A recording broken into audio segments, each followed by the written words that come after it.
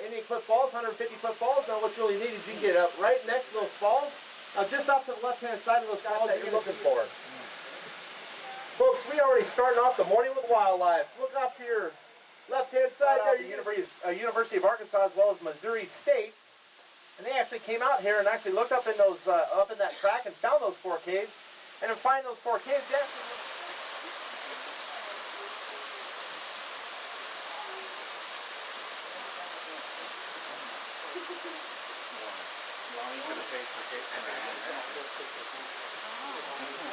that would have been cheap.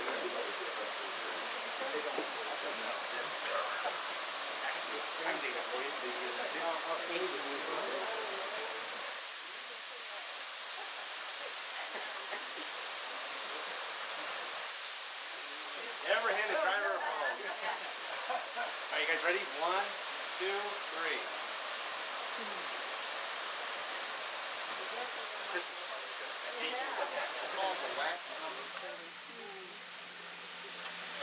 And we'll just pass by this really slow.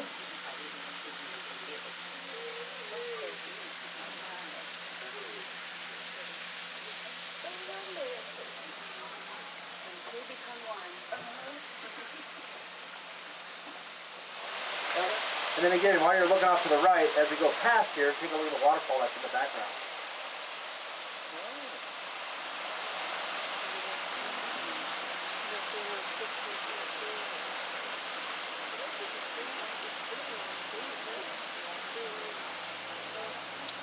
Alright folks, now take a look to the right hand side. You're going to see kind of a bush sitting up on the right there behind that man-made stone. Well, the University of Arkansas and Missouri State were out here probing around and they actually dug up a fire pit. And then as they continued to dig, they found some pottery. And as they continued to dig, they actually located 3 sets of human remains. Now they had those human remains radiocarbon dated back to 1200 AD, 800 AD. And then I'm going to stop right here so you guys can take some photographs and explain. There's a walkway right where you saw those folks at. So there's a walkway straight ahead off to the right hand side. You can walk all the way up. You can get behind that waterfall. Now what's really awesome about getting behind that waterfall is you actually get to see what the backside of water looks like. That's right folks, you get to see the backside. So if you want to get up to the waterfalls, continue off to the left hand side of the pathway as we go across the bridge. You'll see the stairs and that'll get you up to the waterfall. Let's go feed some fish.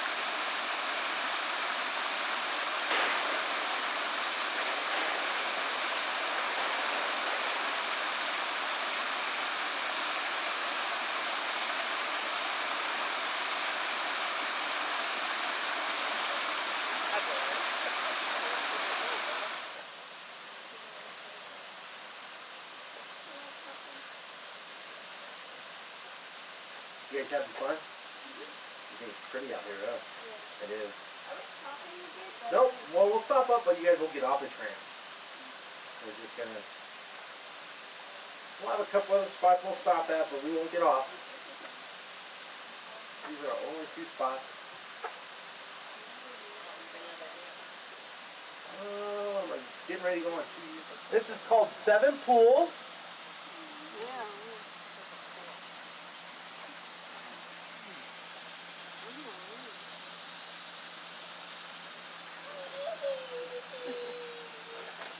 Now, 7 Pools is pretty near and dear to Johnny Morris.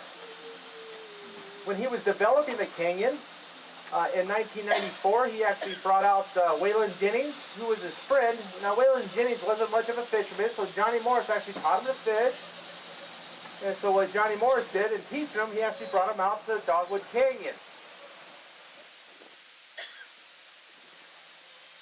So Waylon Jennings actually caught his very first fish here at Dogwood Canyon. Now that same year, he brought Little Meg, or his daughter, Little Meg, Megan Morris, brought her out to fish. They actually fished the same spot where Waylon Jennings caught his first fish.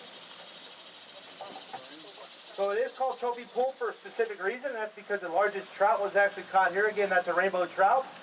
Now that rainbow trout, if you guys are sitting down for this one, you ready for this? How about 16 pounds, 27 inches long? Wow. Yeah, that was a huge trout. Now the largest in the state of Missouri was caught not too long ago. It was roughly about 3 to 6 feet, averaging all the way through the canyon. Here, in this location, it runs anywhere between 10 to 12 feet deep. So this is actually our deepest location that you can find here at Dogwood Canyon.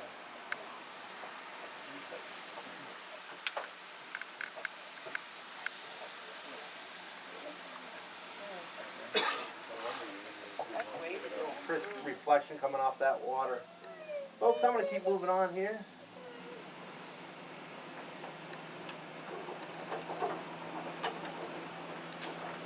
Still has his velvet on. I'll get you guys in a good spot here. You guys see the does too? Yeah, right there. Yeah. Right here to the left.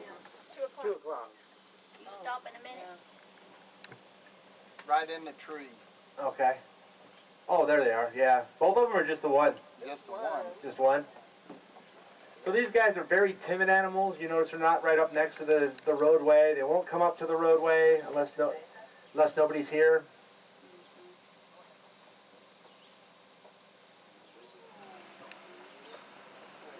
Especially when it's hot like this, what they'll do is you always see them in the shade. They'll bed down in the shade, but then when they get up to go eat, they'll pretty much stay in the shade, or they'll go from one shaded point to another. So they won't, usually you don't really see them sticking out in the sun a whole lot, but you occasionally will see them sticking out in the sun. All right. Union rep? I think you'd have Yeah. to train. They don't. Yeah. We're union. We can do what we want. No, anyways, all right. I'm just kidding. Offer a better insurance. It might work. I'm thinking the same thing. So you can see, like on my deer that we had back there, these guys are going to have the same thing. These guys are going to have... Okay, our tram driver's tripping out. I'm trying to get that spider web out of there. Okay, all right, so, okay, good. It's always funny watching somebody, I love watching people walk into spider webs. You ever notice that? Because like all of a sudden they flip out and they're just like, you're like, hey, what's going on? Take pictures of them, this is cool. I'll get a million hits. So anyway, so these guys, you can see that they have velvet on their antlers. Okay, that means that antler is actually still growing because it has basically what it is a skin. Okay, so it looks real fuzzy, right? And so those antlers are still growing. Now for a deer, they grow about 1/4 inch a day. Okay, they're antlers, yeah. Wow. For an elk, and this is a Rocky Mountain elk, these guys are going to grow theirs about 1/2 inch. Oh, no, I'll stand over here. No, I was trying to let you guys get your seats taking videos, man. Wait, now he's going to have my gigantic head in the video. So what happens is they'll rub that velvet off because it is no longer living, right? And so as soon as they rub, that means that bone is dead. It's no longer growing, okay? Then come usually March and April, they'll actually drop those off because they're dead.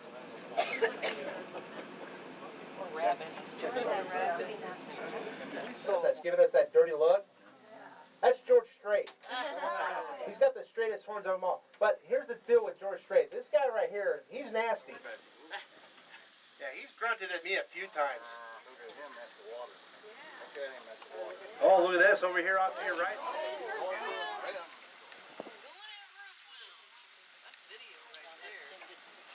wildflowers over there.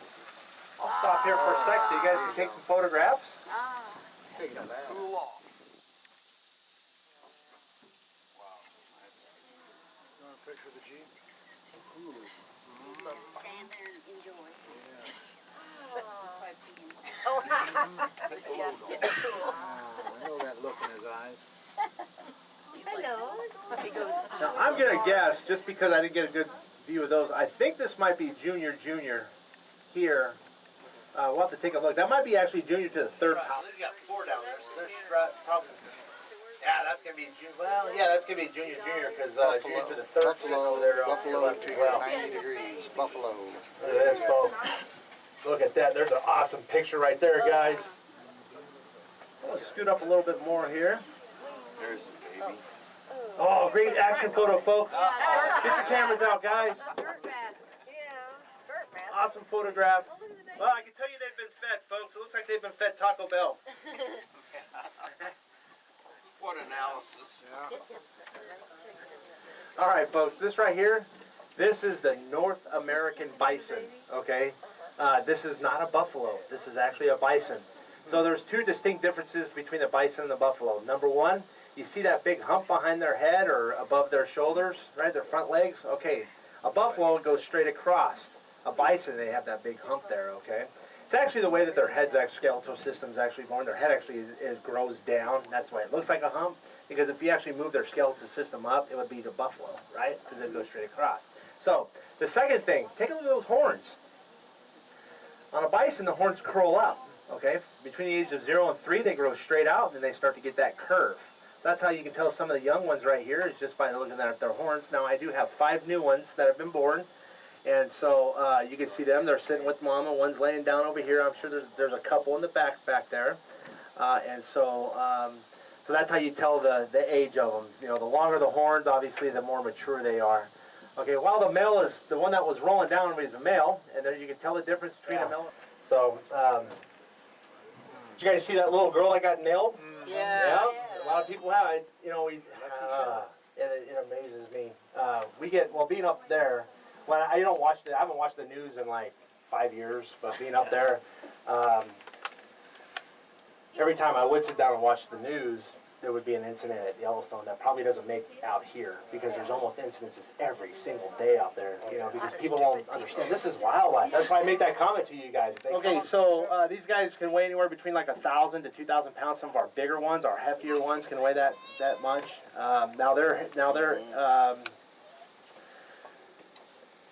Their horns are very similar to my Texas Longhorns, okay? Because they're going to be made out of keratin. Now, keratin is the same thing that your fingernails and your hair is made out of, okay? But these are going to be more of your hair than it is going to be a fingernail. Because if you look, you'll notice some of our bison have antlers that are a little messed up, and they're more splintered than they are broken off. So that's kind of the difference that you can tell on the two. Great action photo coming up, folks. There you go. Look at that there. Get your pictures, folks. Get your pictures. Yeah. The males, let's say we're up in Yellowstone, okay? The males and females will actually stay separated, and they'll stay in their own little groups. And then when it's mating season, they'll actually come together as a group, okay? And then your male, who's already established here, is going to be Elvis Jr. If you notice, I believe that's going to be him standing up. You're talking about the one in the back or over here up front? No, in the back. In the back, yeah. Might be getting a little testy. Yeah. He's breathing on the dirt. Yeah. So my oldest one here, speaking of old, is 20 years old. And then my oldest of the youngest, so out of the 5 that were born, my oldest one, they named the oldest one over here Archie. Now, what the names of the rest of that, I'm not privy to that information. They didn't tell me. Everybody's coming out going, it's named Archie. And I'm like, Archie? Why do you name it Archie? They said, well, that's the royal family's baby. I said, why would they name their kid Archie? So, but anyways. Okay, that's overseas. Now, what else can I tell you about these guys? Have you guys ever eaten bison or elk? Just last night? Yeah, did you like it? Yeah. I have one over here that's heading over the water. We got some good pies up in the road here if you guys are hungry. Also, I've seen some chocolate-covered peanuts. We can stop and get those if you guys want to get those. No? You guys aren't hungry? Now, the fish food tied you guys over on. You're good, right? All right.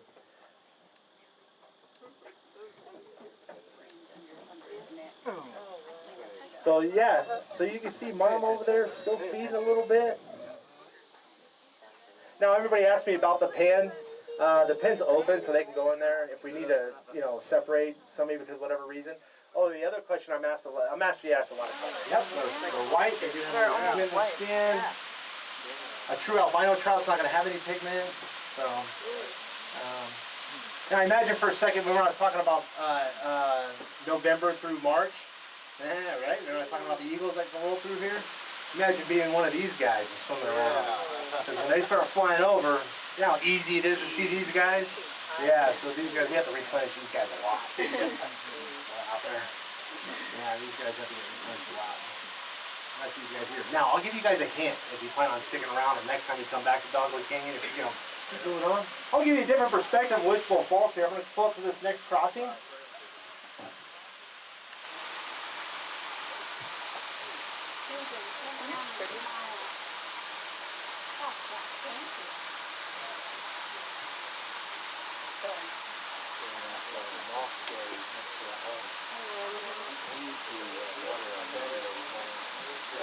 All right, folks.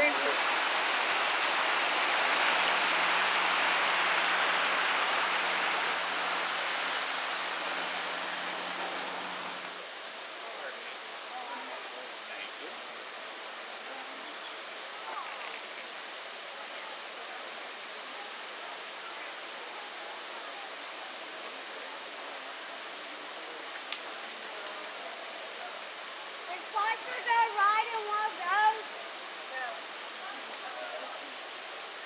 They don't have to. Go ahead and sit on that and clean it. Foster, sit on that. Just. Kenny and I are gonna walk